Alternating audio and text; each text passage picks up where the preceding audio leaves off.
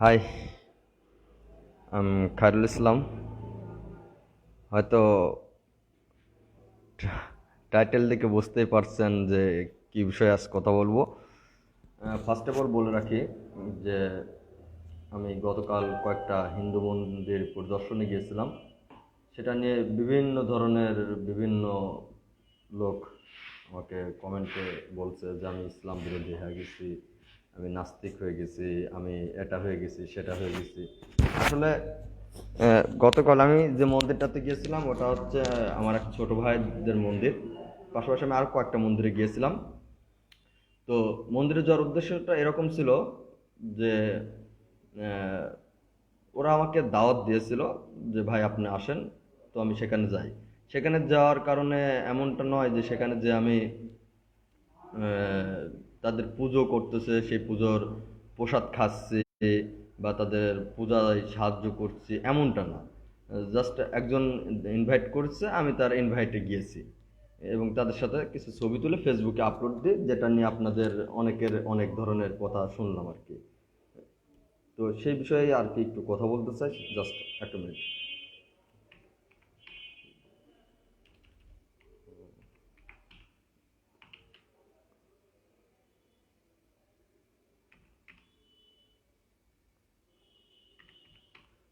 তো আপনারা যে যে লাইনে আছেন একটু কমেন্টে জানাবেন।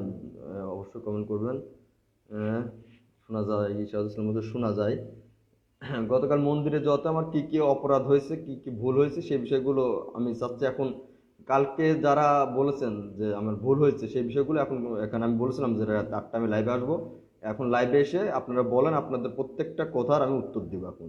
প্রত্যেকজনের কথা, যতজন গতকালকে কমেন্টে বলেছেন, অনেক ইসলামিক চিন্তাবিদ হিসাবে কথাগুলো বলেছেন, প্রত্যেককে আমি চাই লাইভে এসে আমার সরাসরি লাইভে কমেন্ট করেন।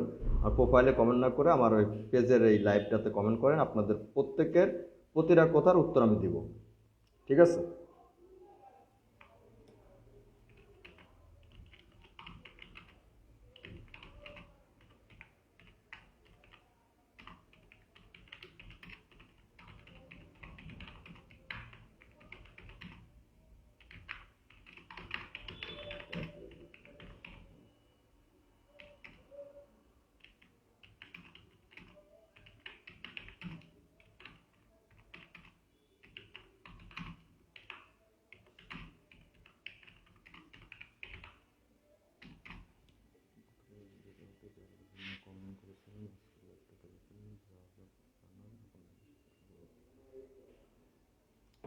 যাক, শুরু করা যাক।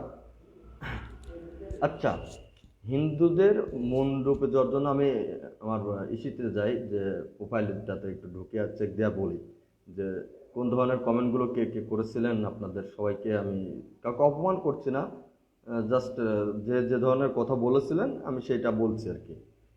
সেই বিষয়টা একটু দেখা যাক যে আসলে আমি লাইভ গতকাল মন্দিরে যাওয়াতে কত বড় অপরাধ আমি করেছি এবং আমি ইসলাম থেকে বেরিয়ে গিয়েছি। ইসলাম এটা একদমই করে না, আমি সেই কাজটা করে ফেলেছি। নবী রাসূলগণ এটা করতে নিষেধ করছে, স্বয়ং আল্লাহ তাআলা নিজে নিষেধ করেছে। এসব বিষয়ে বলেছেন। তো আমি যদি এর মধ্যে কয়েকটা কমেন্ট নিই, তো অনেক কমেন্ট, 48টা প্রায় কমেন্ট ছিল, কিন্তু কমেন্টগুলো এখনো শো আপ দেখতে পাচ্ছি না বেশি একটা। যাক, পাইছি। তো একজন কয়েছে যে সি এইটা তোমার কাছ থেকে আশা করি নাই, ইসলাম বিরোধী কাজ, কেননা আমার আল্লাহকে অপমান করতেছো, আর ইউ হাসি মুখে পিক আপলোড করতেছো। আসলে হাসি মুখে পিক আপলোড করাতে আল্লাহ অপমান হয়েছে। আমি জানি যে সৃষ্টিকর্তা একজন এবং তিনি আল্লাহ, আমাদের সর্বশেষ কিতাব আল কোরআন, এটা আমি মানি। আমি মানি না তা না, আমি কোথাও বলি নাই যে হিন্দু ধর্ম ইজ দ্য বেটার ধর্ম। আপনারা আমাকে, মানে আমি ওদের ওখানে গিয়েছি তাই এ ধরনের কথা বলছেন যে আমি নষ্ট হয়ে গেছি, আমি হিন্দুদের পক্ষে চলে গেছি, আমি মুসলমানের কাতারে পড়ি না, আমার এটা করা উচিত না। তারা হ্যান ত্যান ছাত্রদের কত রকি ইসলাম বলছে যে তুমি মুসলিম, তোমার মধ্যে সেটা তোমাকে বুঝতে হবে। আসলে মুসলিম, এটা ঠিক আছে। আমি ওখানে গেলে একটা মুসলিম ছেলে যদি একটা হিন্দুর বাড়িতে যায় বা দাওয়াত দেয়, সেখানে গেলে যে সে মুসলিম থাকবে না, এটা কেমন কথা? দ্বিতীয়তম আমার একটা কথা হচ্ছে, SL বর্ষণ লিখছে, খুব সুন্দর হয়েছে মন্দিরে যাওয়া, মসজিদে যাওয়ার দরকার নাই। SL বর্ষণ, তুমি মসজিদে কয়দিন যাও? কোরআন শরীফ কবে থেকে পড়া শুরু করেছো? কয়টা হাদিসের বই পড়েছো? আমি হচ্ছে এই অল্প বয়সে মহাভারত থেকে শুরু করে মহাভারত, গীতা, কোরআন, হাদিসও অনেকগুলো হাদিসও পড়েছি। যদি SL বর্ষণ তুমি যদি পারো, তাহলে একদিন সরাসরি আমার সাথে বসো, তুমি হাদিস নিয়ে কথা বলো, যে ধর্মের যে বিষয় নিয়ে কথা বলতে চাও, আমি আসছি তোমার সাথে কথা বলবো, অল টাইম তোমাকে দেবো। তুমি কতগুলো প্রশ্ন আমাকে করতে পারো, আমার সাথে প্রশ্ন করো, সমস্যা নেই, তোমার প্রশ্নের উত্তর আমি দিব। তারপরে আসি, আহ, আমার এক চাচা বলেছিল, এক চাচা যে কথাটা বলেছে, চাচা একদম কোরআনে, আমার এক ফ্রেন্ডও এই বিষয়ে কথা বলেছে।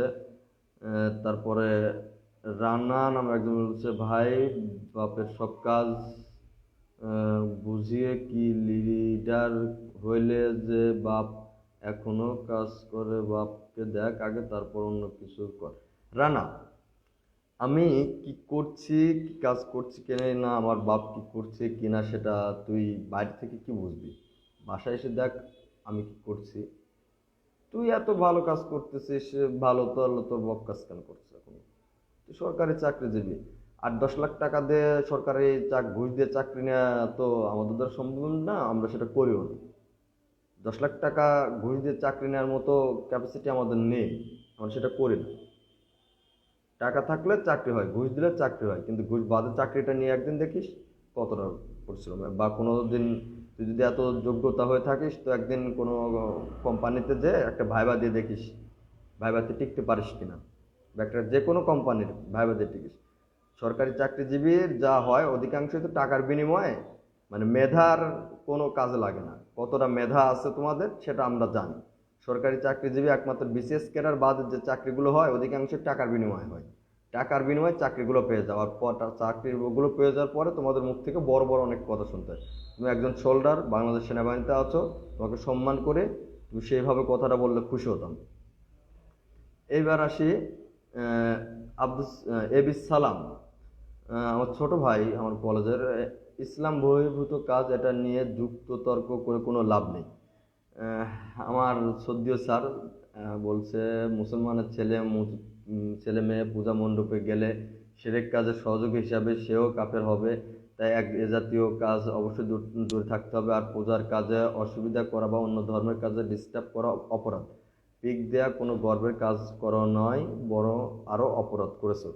হ্যাঁ, আমি গর্বের কাজ করছি কিনা জানি না, তবে আমি যখন গিয়েছিলাম তখন ওই মানুষগুলো অনেক খুশি হয়েছিল, আমার জতে তারা অনেক খুশি হয়েছিল। এবং আমার যদি আমার ফ্যামিলিগত বা আমার পারিবারিক বা আমার ব্যক্তিগত কোনো অনুষ্ঠান থাকে বা কোনো কিছু করি, তখন যখন আমার হিন্দু ফ্রেন্ড, হিন্দু ছোটো ভাইদের দাওয়াত দিই, তারা আসে। কই, তারা তো কখনো বলে, তারাও তো ছবি টবি তুলে পিক দেয়, কোনো সমস্যা হয় না। যদি এটা ইসলাম বিরোধী হয়ে থাকে, আমি সেটা মেনে নিচ্ছি যে এটা ইসলাম বিরোধী। আমি মূল কোথায় আসবো তার আগে কমেন্টগুলোর বিষয় আগে বলে নিচ্ছি।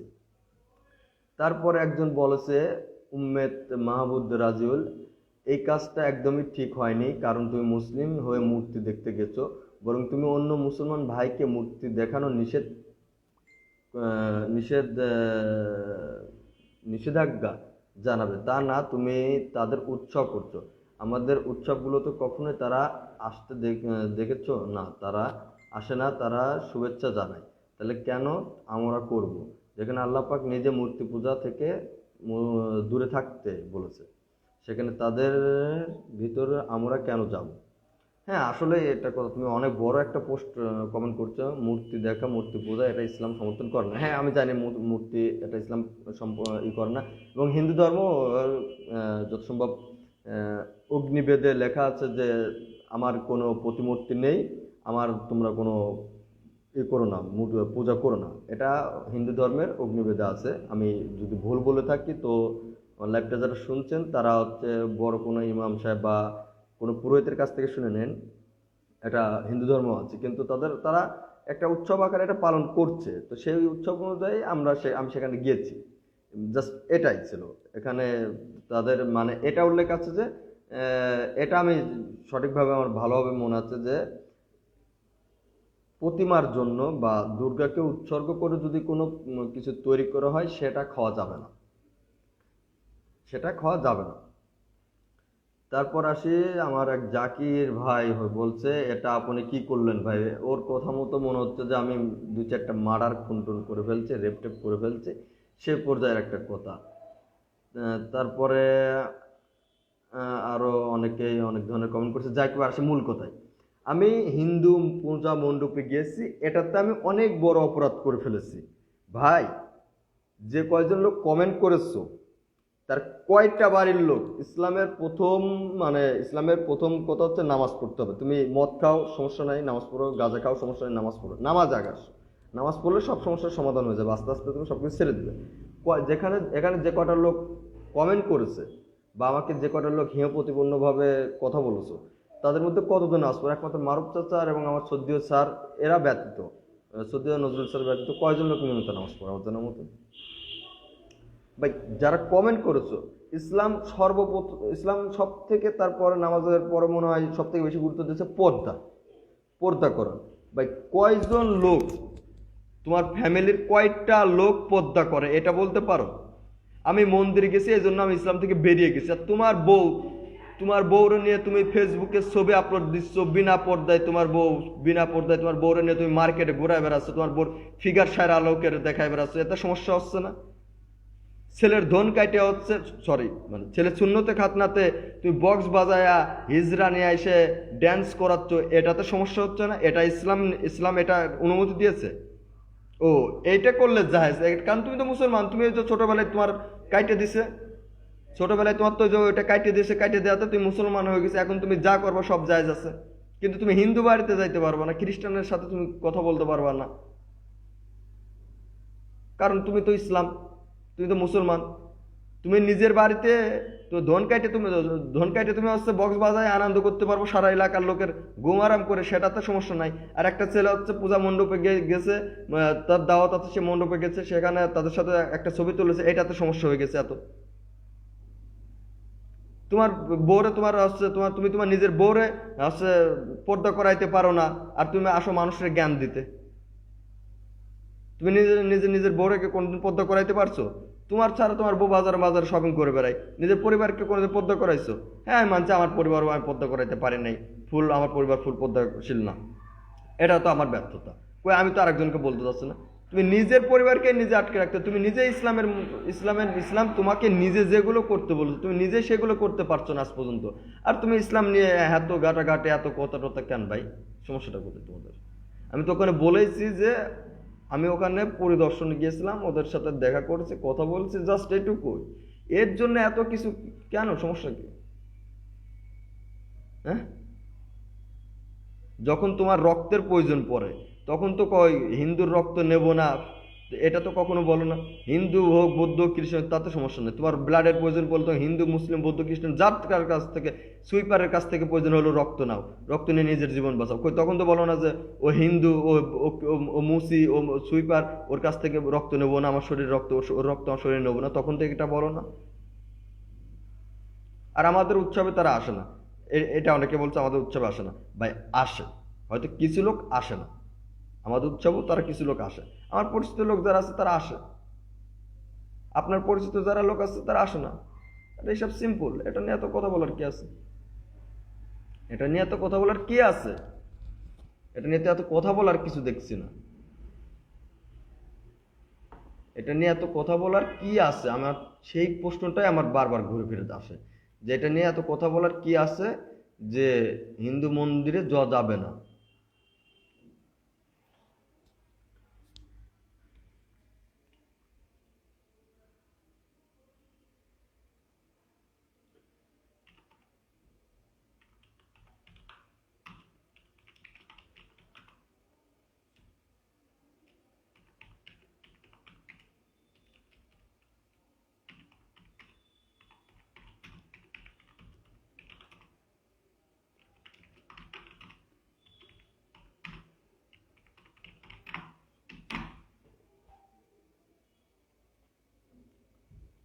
তারপরে আসে একটা বিষয় নিয়ে, সেটা হচ্ছে আহ, যে বিষয়টা আচ্ছা, এই যে যে সরকারি কর্মকর্তাগণ বর্তমানে হচ্ছে হিন্দু মণ্ডপ পাহারা দিচ্ছে যাতে তাদের কোনো সমস্যা না, এদের পাহারা দিচ্ছে যাতে একটা ভয় আছে এদের ভিতরে যে মুসলমান উগ্রবাদী, আমি বলছি না মুসলমান উগ্রবাদী, আমি ইসলাম ধর্ম বিশ্বাস করি, আমি ইসলামিক দৃষ্টিভঙ্গিতে চলি, যে তারা এই যে পাহারা দিচ্ছে, তাহলে তারাও কি জানো যে তারা তো আরো তাদের পূজা সম্পন্ন হতে সাহায্য করতেছে, তাহলে তারাও আল্লাহর সাথে দুর্নীতি করলে, তারা তো চাকরিজীবী, চাকরির ক্ষেত্রে তারা করছে, তাহলে সেটা কিভাবে হলো? এমডি হারুন বলছে আপনার সব রাইট, কিন্তু এই সমাজ তো মেবি না, মানবে না। হ্যাঁ ভাই, সমস্যা হচ্ছে আমাদের সমাজের নিয়ে। সৃষ্টিকর্তার যে নিয়মগুলো তৈরি করে দিয়েছে তার থেকে বেশি নিয়ম আমরা নিজেরা তৈরি করে নিয়েছি। যদি হিন্দু মণ্ডপে যাওয়ার জন্য যদি সবাই যদি যার নামে যায়, মূর্তি দেখা বা মূর্তি, কার ঘরে মূর্তি নেই? আমার একটা কথা, তো মূর্তি, ওই মূর্তি ব্যতীত কি মূর্তি কার ঘরে? তোমার ঘরে ছবি নাই? ইসলাম তো বলছে যে ঘরে ছবি আছে সে ঘরে আল্লাহর ফেরেশতা ঢুকবে না। নিজের ঘরে তো নিজের ছবি, নিজের বউর ছবি, নিজের ছেলের ছবি, নিজের নাতি ছালের ছবি, ধন কাটা ছবি সহ ঝুলাইয়া রাখছো, কই তখন ইসলামের বাদে না? যে ঘরে ছবি থাকে সে ঘরে তো নামাজই হয় না। ইসলাম এটা সরাসরি নিশ্চিত করছে যে ঘরে ছবি থাকবে সে ঘরে নামাজ পড়া যাবে না। কই তখন তো নিজের ঘরে তো নিজের বিয়ের ছবি পর্যন্ত, বোরে বিয়ের যে বোর ছবি যে হাফ ড্রেস পরার মতো অবস্থায় থাকে, যার অর্ধেকই দেওয়া যায় বর্তমানে বিয়ের যেসব ড্রেস আপ, সেই সব ছবি তো ঝোলায় রাখতেছো, তো তখন সময় তখন ইসলামে বাধে না? তখন ইসলাম এটা এটা প্রমাণ দেয়, ইসলাম এটা করতে বলছে। আর একটা হিন্দু মণ্ডপে গেলে পরে সেটা হচ্ছে হারাম হয়ে গেল, সেই ছেলে নাস্তিক হয়ে গেল, সেই ছেলে ইসলাম বিদ্বেষী হয়ে গেল, ইসলাম বিরোধী হয়ে গেল। ভাই আমরা তো সমাজে বাস করি, হিন্দু মুসলিম বৌদ্ধ খ্রিস্টান সবাই মিলেই আমাদের সমাজ। আমাদের ইসলাম ধর্মটা সব থেকে আপডেট ধর্ম এবং সর্বশেষ কিতাব কোরআন। কোরআনকে আমি অবমাননা করি না, কোরআনকে আমি অবশ্যই মানি এবং ইসলামকে আমি বিশ্বাস করি যে মহানবী ইসলামই একমাত্র আমাদের নবী ও রাসূল এবং সৃষ্টিকর্তা মহান আল্লাহ তাআলাই আমাদের একমাত্র সৃষ্টিকর্তা, তিনি আমাদের রিজিক দাতা, তিনি আমাদের পালনকর্তা। তো এই কথাটা বিশ্বাস করি আমি, কিন্তু আমার কথা যে হিন্দু ধর্মের ওখানে গেলেই আমি এতটা খারাপ হয়ে গেলাম, তাহলে ভাই তোর নিজের পরিবারটাকে কেন আটকালি না? যে কয়টা লোক গতকাল কমেন্ট করেছিল, আজকে সেই কয়টা লোককে আমি গতকালকে পোস্ট দিয়েছিলাম যে আগামীকাল বেলা রাত 8টায় আমি লাইভে আসবো, অবশ্যই আপনারা আসবেন এবং আপনাদের যা যা বলার ওখানে এসে বলবেন, আমি উত্তর দিব। কিন্তু সেই একটা লোককেও তো আজকে পোস্টে দেখলাম, গতকাল পোস্ট করার সাথে সাথে কমেন্টে ভয়রা গেল, কই তারপরে তো আমি প্রত্যেকের কমেন্টে রিপ্লাইতে দিয়ে দিয়েছিলাম যে রাত 8টায় লাইভে আসবো, রাত 8টায় থাকেন, এ বিষয়ে কথা বলবো। কই আজকে তো একজনেরও পাইলাম না যে আজকে আসুন কথা বলি, লাইভে আসে সরাসরি কথা বলি। কমেন্টও অত লেখালেখি ভাই ভালো লাগে না ভাই, আসেন লাইভে আপনি লেখেন আর আমি আপনার উত্তর দিই। নিজের বউরে বাজার সাইডে দেওয়া রাখছো কোনো ই নাই। এমনি রিপাতে শুনে ভাই আপনি যদি বলেন আমি মদ খাচ্ছি কিন্তু নেশা করতেছি, এটা বলা ঠিক হবে? তেমন ভাবে আপনি যদি গুনাহ করেন তাহলে আপনার ঘোষণা দেওয়ার দরকার নেই তো। এমনি হচ্ছে ভাইয়া যারা আপনাকে খারাপ বলছে তারা দেখেন পুজোতে আগে যাবে। এটা সত্য এমডি হারুন, এটা সত্য যে যারা আমাকে বলছে যে যে খারাপ করছে ওরাই আগে মণ্ডপে, ওরাই আগে আগে নাচানাচি করবে। ওরা খোঁজ নিয়ে দেখো বাড়িতে পূজার দিনকে বা পূজার 2-4 দিন আগে পূজার যে জিনিসপাতি, যে ওই খেলনা টেলনা হাবিজা হাবিজা বিক্রি করে, যে কি কি খাজনা টাজনা সস খাজনা কি বলে, এগুলো ওদের বাড়িতে ঠিক চলে যাবে, এতে কোনো সমস্যা নেই, এতে কোনো সমস্যা নাই। এমডি রিফাত হোসেনের কথাটা আমি ভালোভাবে বুঝে নেই, আবার বোঝার চেষ্টা করি। ভাই আপনি যদি বলেন আমি মদ খাচ্ছি কিন্তু নেশা করতেছি, এটা বলা ঠিক হবে? তেমনি ভাবে আপনি যদি গুনাহ করেন তাহলে আপনার ঘোষণা দেওয়ার দরকার নেই তো। ভাই আমি গুনাহ করছি ঘোষণা দেওয়ার দরকার নেই তো, তুমি কোন কথা থেকে এটা বললে আমি বুঝলাম না। তুমি মনে হয় প্রথম থেকে আমার লাইভটা শোনো নাই, যদি শুনতে তাহলে বলতো না। না, এটা বলা ঠিক হবে? নেশা করতেছি না এটা বল, হ্যাঁ আমি এটা বলতেছি না যে আমি নেশা, ভাই নেশা করতেছি না এটা কোত্থেকে পেলে? আমি তোমারে বললাম কি আপনি বুঝলেন? আমি বললাম যে ইসলাম এটা বলছে যে তুমি নেশা করো সমস্যা নেই, তুমি নামাজে আসো, তুমি ই করো, তুমি হচ্ছে মদ খাও তারপর নামাজ আসো, তুমি যাই করো, নামাজ আসো, নামাজে আসলে একটা সময় পর্যায়ে তুমি আস্তে আস্তে এই খারাপ কাজগুলো থেকে বিরত থাকবে, নামাজ তোমাকে খারাপ কাজ থেকে বেরিয়ে নিয়ে আসবে। আমি বললাম এইটা, আর তুমি বলতেছো নেশা করতেছি না, এটা বলা ঠিক হবে? ভাই তুমি আর কথাগুলো হয়তো বুঝতে পারো নাই। ওই সেখানে হচ্ছে ফারিয়া তাসনিমটা কে? ফারিয়া তাসনিমটা কে সেটা তো আমিও জানি না। ফারিয়া তাসনিমটা কে আমি কেমনে বলবো? আমার লাইভে কি সে কোনো কমেন্ট করেছে ফারিয়া তাসনিম? ঐশী খানম, ফারিয়া তাসনিমকে তো আমি দেখতেছি না, আমি কিভাবে বলবো যে ফারিয়া তাসনিমটা কে? আসলে আমি জানি না ফারিয়া তাসনিমটা কে। তুমি কার কথা বলছো আমি বুঝতে পারছি না। মনে হচ্ছে মানুষ বোঝে না আসলে। হাবিসটা হলো ওখানে যাওয়া যাবে, কিন্তু ওই সবকে সম্পর্কে করা যাবে না। ইউ আর রাইট ভাইয়া। হ্যাঁ, আসলে এটাই, আমি ওখানে গিয়েছি আমার সামাজিক দায়বদ্ধতা থেকে বলতে পারেন, বা আমার ফ্রেন্ডস দায়বদ্ধতা থেকে বলতে পারেন, যে কারণে হোক আমাকে যেতে হয়েছে। এবং আপনারা যদি চিন্তা করেন, ওই 2005 সালের আগের ঘটনা, 6 সালের দিকে, 5 সালের আগে, 4 সালের দিকে, 3 সালের দিকে আমি দিলার হোসেন সাইদির একটা দেখেছিলাম। কালকে লাইভে কমেন্ট করেছে ঐশীকানম। গতকাল আমি কোনো লাইভ করি নাই, তার আগে একটা লাইভ করেছিলাম। ওই মেয়েটাকে আমি চিনি না, আমি জানিও না সে কে। তুমি লাইভের ওখানে দেখো আমি তাকে কোনো রিপ্লাই দিয়েছি কিনা, আমি চিনি না তাকে। আমার বান্ধবী কমেন্ট করেছিল, আমার বান্ধবীর কমেন্টের রিপ্লাইতে সে দেখলাম কমেন্ট করছে, হয়তো মেবি ওই মেয়েটার কথাই বলছো কিনা আমি জানি না। যাক, আসল কথায় ফিরে আসি। তো কি যেন কথা শুনছিলাম, যে আমি সামাজিক দায়বদ্ধ থেকে যদি যে থাকি, তো আমি সামাজিক দায়বদ্ধতা থেকে যদি সেখানে যে থাকি, তো আমি তো সেখানে যা কোনো খারাপ কাজ করছি না। কোরআন হাদিস কি মন্দিরে যাওয়ার পক্ষে কথা বলে? কমেন্ট করেছে টাকে, কমেন্ট করছে কমেন্ট করছে তাতে কি? লিখন স্যার কমেন্ট করছে কোরআন হাদিস কি মন্দিরে যাওয়ার পক্ষে কথা বলে? রাফিজ আহমেদ, আমি তোমাকে একটু বলি, তোমরা বা বর্তমানে যারা আমাদের ইয়াং জেনারেশন আছে, আমরা যারা ইসলাম ভক্ত, এদের একটা বড় অংশ দেলোয়ার হোসেন সাঈদীর খুব বড় ভক্ত। দেলোয়ার হোসেন সাঈদীর একটা কথা আমার আজও মনে আছে। আমি নিজে আওয়ামী লীগ সাপোর্টার, কিন্তু প্রত্যেকের কথা কিন্তু শুনতে হয়, মানে সে আমার বিরোধী হোক বা আমার পক্ষের হোক, সবার কথাই আমরা মাঝে মাঝে শুনি, মাঝে মাঝে নিয়মিত প্রায় শুনি। দেলোয়ার হোসেন সাঈদী একটা তার লাইভ টক শোতে বলছিল যে আমার এলাকায় পূজা হচ্ছে, আমি মাত্র সেখানে তাদেরকে সাহায্য করে, মাত্র তাদেরকে সেখানে যাতে পূজাটা সম্পূর্ণভাবে পালন হয় সেই বিষয়ে গাইডলাইন দিয়ে এসে এই টক শোতে জয়েন করলাম। বিশ্বাস না করলে ইউটিউবে যে এই বিষয়ে সার্চ দিয়ে দেখতে পারো, দেলোয়ার হোসেন সাঈদীর পূজা মণ্ডপে দেলোয়ার হোসেন সাঈদীর টক শো লেগে সার্চ দিলে ওখানে অনেক টক শো পাবে, এর মধ্যে এই টক শোটা পাবে। যে তিনিও পূজা মণ্ডপের, তিনি একজন এমপি ছিল, এমপি থাকা অবস্থায় তার ওখানে যেতে হয়েছে। তাহলে দেলোয়ার হোসেন সাঈদীকে তো আপনারা সবাই ভাবেন, যারা আমাকে এই পোস্টে কমেন্ট করছেন তাদের ধারণা দেলোয়ার হোসেন সাঈদী বাংলাদেশের একমাত্র ব্যক্তি যিনি বিনা হিসাবে হয়তো জান্নাতে চলে যাবে।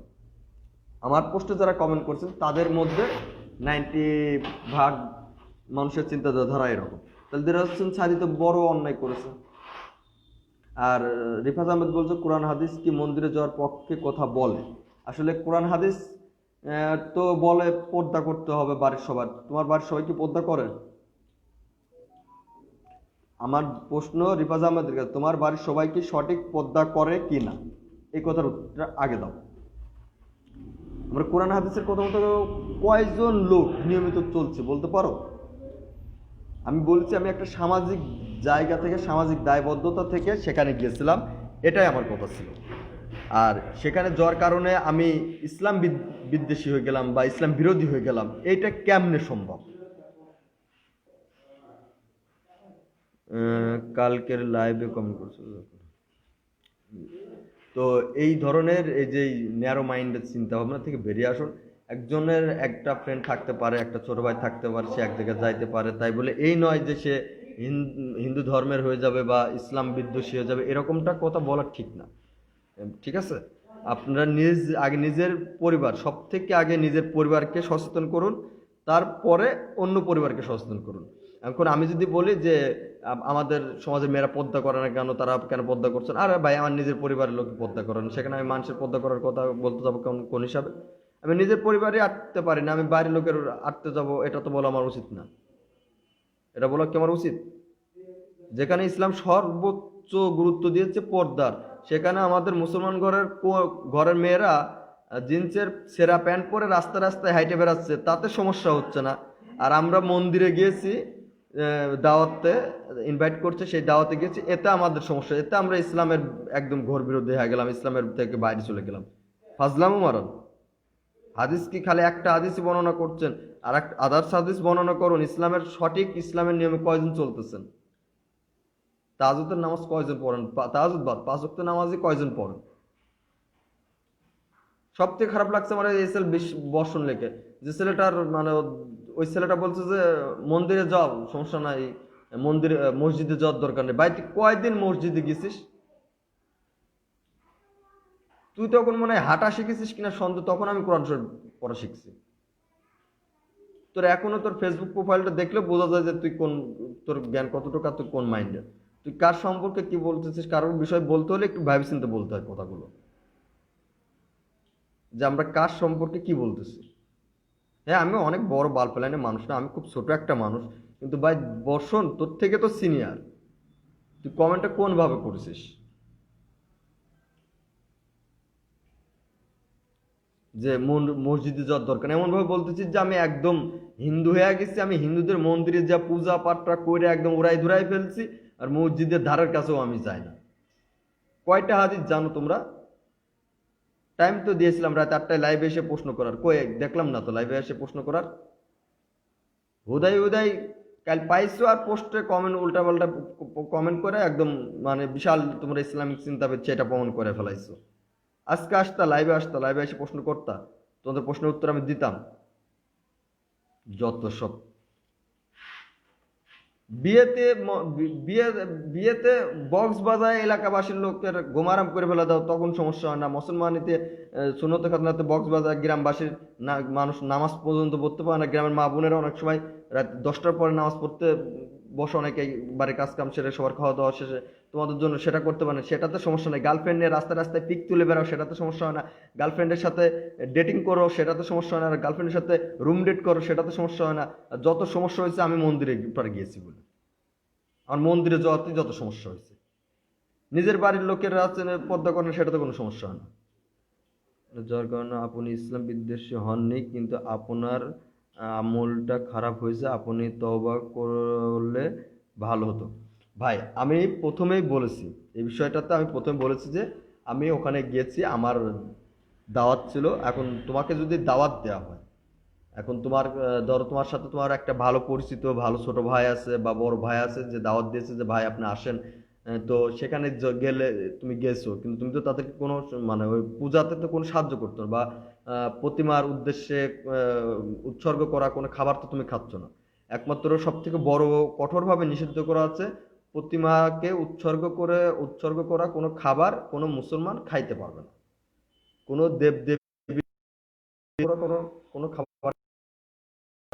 এই যে যে লোকগুলো আজকে কমেন্ট করতেছে, এই লোকগুলারে মাঘ মাসের খোকসাতে, যে মাঘ মাসে যে মেলা হয় জানুয়ারি ফেব্রুয়ারি মাঘ মাসের দিকে, ওই মেলাতে তো দেখি উড়াই ধুরাইয়া ঘুরতেছো। কই তখন তো বলো না এটা কালী পূজা, এই পূজা হিন্দুদের, এখানে যাওয়া যাবে না। মেলা যদি বাদে, ওখানে হিন্দুদের থেকে তো বেশিরভাগই দেখি নদীর চর দিয়ে আর ওই কক্সার বাজার দিয়ে মুসলমানের ছেলে পেলে ঘোরাফেরা করো।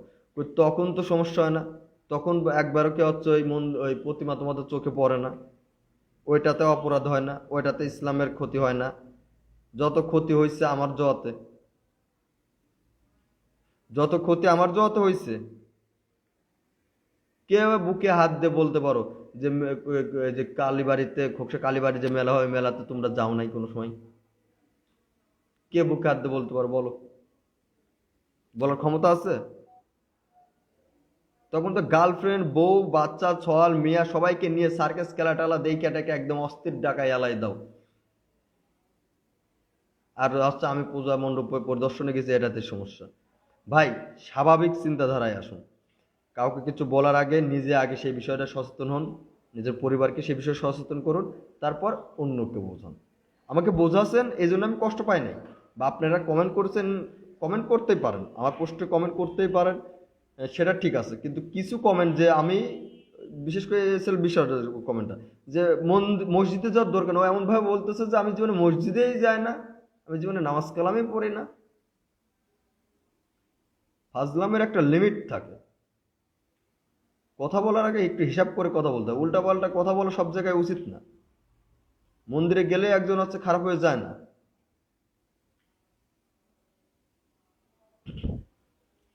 পর্দা করা ফরজ। পর্দা নিজের বাড়ির লোকের কোনো পর্দার খবর নাই, আর অন্য বাড়ির মেয়ের নেতৃত্বে নিজের বাড়ির মেয়ে হচ্ছে রুম ডেট করলে সমস্যা নাই, আর অন্যের বাড়ির মেয়ের হাতে যদি দেখে যে একটা স্মার্ট একটা মোবাইল, তাহলে ওই বাড়ির মেয়ের হাতে মোবাইল, ও না জানে কত কি করে, কত ছোয়ালের সাথে কত কি করে ফেলতেছে, হ্যান ত্যান 770। এই হলো আমাদের বাঙালি জাতির সমস্যা। এটা হলো আমাদের বাংলা জাতির সমস্যা। নিজের নিজের নিজে হাইগা মানে সোচে না, আর হচ্ছে অন্যজন যদি নাক দিয়ে শিখ পড়ে তাতেই সিসি করার শুরু করে দেয়। লাইভ করতে গেলে অনেক কিছু রিপ্লেস করতে হয়, অনেক কিছু কমেন্ট করবে, সেটাই স্বাভাবিক। আমার দ্বিতীয় প্রশ্ন, আপনি যদি সামাজিক দায়বদ্ধতা থেকে মন্দিরে না যেয়ে নিজ ইচ্ছায় মন্দিরে যেয়ে থাকেন গুনাহ হিসেবে গণ্য হবে। আমি সেটা বলেছি যে আমি সামাজিক দায়বদ্ধতা থেকে গেছি, এটা তোমাকে কয়েকবার করে বলেছি রিফাজ আহমেদ, আমি কয়েকবার করে উল্লেখ করেছি। তুমি ভালো মতো জানো আমি কি করি। তুমি যদি আমাকে চিনে থাকো তাহলে তো ভালো মতো জানো রিফাজ আহমেদ আমি কি করি, আমার পেশা কি, আমি কোথায় কি করি, কি আমার অতীত হয়তো জানো। যদি না জেনে থাকো ভালো মতো আরও জানার চেষ্টা করো। তো কিছু কাজ আছে আমাদের সামাজিক দায়বদ্ধতার কারণে হইলেও করতে হয় এবং যাইতে হয়, জাস্ট এইটুকুই। আমি প্রত্যেকটা হিন্দুকে দেখলে মানে ঘৃণা করতে পারি না, আমার বাধা দেয়। আমি একজন খ্রিস্টানকে দেখলেও ঘৃণা করতে পারি না, ঠিক তেমনইভাবে একজন হিন্দু আমাকে দেখে এরকম ঘৃণা করে না বা করে না। আমার সামাজিক কিছু দায়বদ্ধতা থাকে, আমরা সমাজে চলতে, আমরা মানুষ, আমাদের সমাজে চলতে হয়।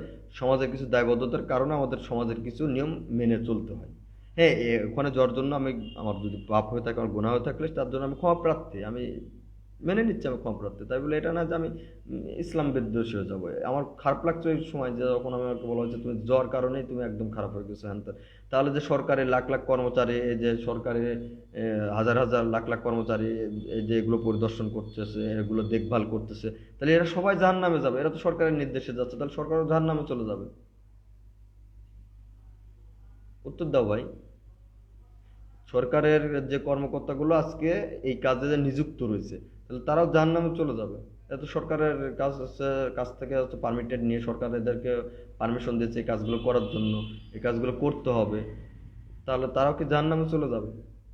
তারাও ইসলামের বাইরে চলে যাবে।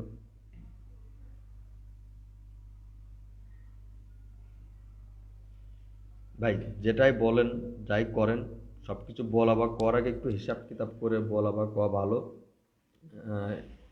অ্যাকচুয়ালি সেটাই বেটার হয়, যাতে কোনো সমস্যা না হয়। ঠিক আছে, আমরা কথা বলার সময় আমাদের লাগামহীন কথা বলে, আমরা লাগামহীন কথা বলাটা বাদ দিতে হবে। তাহলে হচ্ছে আমরা আসলে আশা করি স্বাভাবিক জীবনযাপনে ফিরে আসতে পারবো। দেখেন, এই হিন্দু মুসলিম এই সকল বিষয় একমাত্র সৃষ্টিকর্তাই ভালো জানে। তিনি চাইলে তো সবাইকে ইসলাম ধর্মে পাঠাইতে পারত। তিনি নিজেই কিন্তু তিনি যদি একবার বলেন যে সব মুসলমান হয়ে যাক, কেউ হিন্দু থাকবে, কেউ খ্রিস্টান থাকবে, কেউ বৌদ্ধ থাকবে, সব হয়ে যাবে। তো ক্ষমতা বলেন, ধর্ম বলেন, সব কিছু একজনের হাতে আছে। তিনি যেভাবে চাইবেন সেভাবেই হবে। এখানে আমার আপনার তর্ক বিতর্ক, মারামারি কাটাকাটি করে কোনো লাভ নেই। কিছুদিন আগে হচ্ছে দেখলাম ভারতে মুসলমানের উপরে যখন হয়েছে, ভারতে মুসলমানের আগে আসি, চীনের একটা ঘটনা বলি। চীনে ঘোড়া না কি কি একটা প্রদেশে, ঘরোয়া প্রদেশ না কি একটা প্রদেশে যেন কিছু 10 লাখ মুসলিমকে বন্দি করে রাখছিল। মানে ঘয় দিয়ে কি একটা নাম জানো, মেবের মনে পড়ছে না। তখন 10 লাখ মুসলিমকে বন্দি করে রাখছিল। তখন বাংলাদেশের থেকে বলল যে এদেরকে হচ্ছে চীনা পণ্য বর্জন করুন, চীনা খারাপ, চীনা হ্যান ত্যান, চীনা 717, চীনা ভালো না, চীনা এতজন মুসলিম কি করছে, চীনাদের বিচার করা হোক, চীনা আমাদের জাতির ভাইদেরকে মারধর করছে, নির্যাতন করতেছে, হ্যান ত্যান 717। এরপর যখন ভারতে যখন আবার ইসলাম মুসলমানের সাথে যখন হিন্দুদের একটা দ্বন্দ্ব তৈরি হলো, তখন আবার এই বাঙালিগুলোই চীনাদের পক্ষে গেল। ভাই কার পক্ষে গেলে? যে লোকগুলো 2 দিন আগে হচ্ছে তোদের হচ্ছে দুদিন আগে যাদের বিপক্ষে তোরা গান গাইলি, আজকে এই ভারতের সাথে যখন ভারতের হিন্দুদের সাথে মুসলমানদের গ্যাম যাবে, তোরা চীনের পক্ষে গেলি। মানে তোদের তো মোড় ঘুরতে সময় লাগে না, তোদের মোড় ঘুরতে তো সময় লাগে না, আর 1-2 ভিতরে তোরা মন ঘুরে যাস। কিছু মোড় ঘোরার আগে কিছু সিদ্ধান্ত নিস। তারপরে যে যে এই যে রোহিঙ্গা নিয়ে কথা বলি একটু, এই রোহিঙ্গা নিয়ে একটু কথা বলি। রোহিঙ্গা যখন বাংলাদেশের সরকার যখন রোহিঙ্গা আসতে দিচ্ছিল না, আটকে রাখতেছিল, তখন বুকে একদম জামা কাপড় খুলে বুকে লিখে রাখতেছিল যে ওরা আমাদের ভাই, আমার ভাইদের কেন রক্ত ঝরবে, আমার ভাইদের আমার দেশে আসতে দিন। এবার বাংলাদেশ সরকার আসতে দিল, এবার তারা আসলো। এইবার তোমাদের প্রশ্নবাদ হচ্ছে কেন হচ্ছে তাদেরকে কেন তাড়ানো হচ্ছে না, কেন তারা হচ্ছে বাংলাদেশে থাকছে, আমাদের দেশে সম্পদ নষ্ট হয়ে যাচ্ছে, আমাদের দেশে তার দখল করে রাখছে, হ্যান ত্যান চাচ্ছাত্র। যখন আসতে দিচ্ছিল না, তখন আওয়ামী লীগ সরকারকে বলা হচ্ছিল যে আওয়ামী লীগ সরকার হচ্ছে ভয় পায়, আওয়ামী লীগ সরকার হচ্ছে দালাল, এই জন্য ওদের আওয়ামী লীগ সরকার হিন্দুত্ববাদী, এই জন্য মুসলমানদের প্রতি দয়া নাই, এই জন্য মুসলমানদের আমাদের দেশে আসতে দিচ্ছে না। আবার যখন সেই মুসলমানদের বাংলাদেশে নিয়ে আসা হলো, তখন বলতেছে আওয়ামী লীগ সরকারের দ্বারা কোনো কাজ সম্ভব না, তারা রোহিঙ্গাদের পাঠাতে পারতেছে না অন্য দেশে, আমাদের দেশে রেখে দিচ্ছে, আমাদের দেশে সম্পদ নষ্ট করতেছে। ভাই, এই এক শ্রেণীর লোক আছে যাদের কাজই শুধু মানে গুজব ছড়ানো বা সরকার বিরোধী কাজ করা বা যে কোনো বিষয় নিয়ে সমালোচনা করা। এদের তো নিজের কোনো কাজ করার ক্ষমতা নাই, প্লাস সমালোচনাটা এরা খুব ভালো করতে পারে। আর যারা সমালোচনা করে আমি তাদের প্রত্যেককে ধন্যবাদ জানাই, কারণ সমালোচিত হতে হলেও একটা যোগ্যতার বোঝা আছে।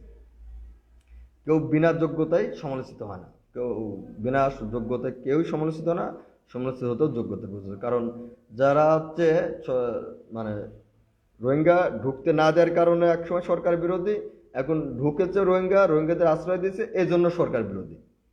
তো এই টাইপের লোক সব জায়গায় আছে, তো এইরকম লোক থাকবেই।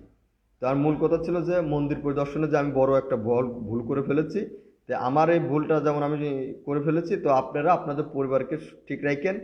এই 22 কয় তারিখে মেবি মানে সোমবার মনে হয় বিসর্জন। তো দেখা যাক আপনাদের পরিবারের বা আপনাদের আশেপাশের কয়টা সন্তানকে আটকায় রাখতে পারেন মেলার মাঠে। এবার তো মেলা হবে না, তারপরও দেখি কতজনকে আটকে রাখতে পারেন। আর আরতিতে তো আমি অনেকবার দেখেছি, যেহেতু সামাজিক দায়বদ্ধতার কারণে আমি কয়েক বছর যাবৎ আমি আনসারে ছিলাম, 2-3 বার আনসারে ডিউটি করেছিলাম, এবং কিছু সময় রাজনৈতিক কারণেও কিছু মন্দিরে দিনে রাতে যাইতে হয়েছে। তখন দেখেছি যে ওখানে হিন্দুদের থেকে মুসলমান ছেলেমেয়েরাই বেশি থাকে। তো যে লোকগুলো আমার এখানে কমেন্ট করছে তাদের মধ্যে অনেকে এসেল বিশ্বাস, ও তো খেয়া খুয়ে একদম নাইচে নিচে উড়াই ধুরাই ফেলাই দেয়। তো আপনারা নিজেদের পরিবারকে সচেতন করুন যে মেলায় আর যাইবেন না। আমাকে তো সচেতন অনেকভাবে করছেন, আমি মেনে নিয়েছি সব কথা, কিন্তু নিজেদের পরিবারের দিকেও একটু খেয়াল রাখেন। শুধু অন্যদেরকে জ্ঞান দিয়েই শেষ করে দিয়েন না, নিজেদের দিকেও একটু খেয়াল রাখা উচিত। সবই অন্যদের দোষ দিলে কেমনে হয়। তো আমি মন্দিরে যত অপরাধ করেছি, এটা আমি আমি মেনে নিয়েছি, মন্দিরে যাওয়া আমার ভুল হয়েছে। তো ভাই, আমি যদি বলেন যে হিন্দুদের সাথে চলাই যাবে না, তাহলে সেটা আমি মেনে নেবো। কারণ আমার হিন্দু ফ্রেন্ড থাকতে পারে, আমি হিন্দু মুসলিম বৌদ্ধ কিছু সবার সাথে আমার যোগাযোগ আছে, আমি সামাজিক দায়বদ্ধতার কারণে সবার সাথে আমার চলতে হয়। ঠিক আছে, অতএব এই বিষয় নিয়ে আর কমে কথা না বাড়ানোই ভালো। যা বললাম আশা করি বুঝতে পেরেছেন। আর যারা গতকাল কমেন্ট করেছিল তাদের বলেছিলাম আজকে রাত 8টায় আসতে, তো প্রায় 8টা 47 বাজে, প্রায় 1 ঘন্টা হয়ে যেতে গেল, কাউকে পাইলাম না তেমন। তো যাই হোক, সবাই ভালো থাকবেন, সবার সুস্থতা কামনা করছি। করোনাকালীন সময় সবাই স্বাস্থ্যবিধি মেনে চলাফেরা করবেন, সবাই ভালো থাকবেন, এবং ইসলাম প্রিয় মানুষগুলো অবশ্যই ইসলামিক সঠিক নিয়ম নীতি অনুযায়ী চলার চেষ্টা করবেন। আমি তো খারাপ আছেই, তো আমার আর ভালো হওয়ার কি আছে আপনাদের ভাষ্য মতে। তো চেষ্টা করবো আমি নিজেকে নিজের মতো করে বদলাতে। সবাই ভালো থাকবেন, সুস্থ থাকবেন, দোয়া করবেন। খোদা হাফেজ।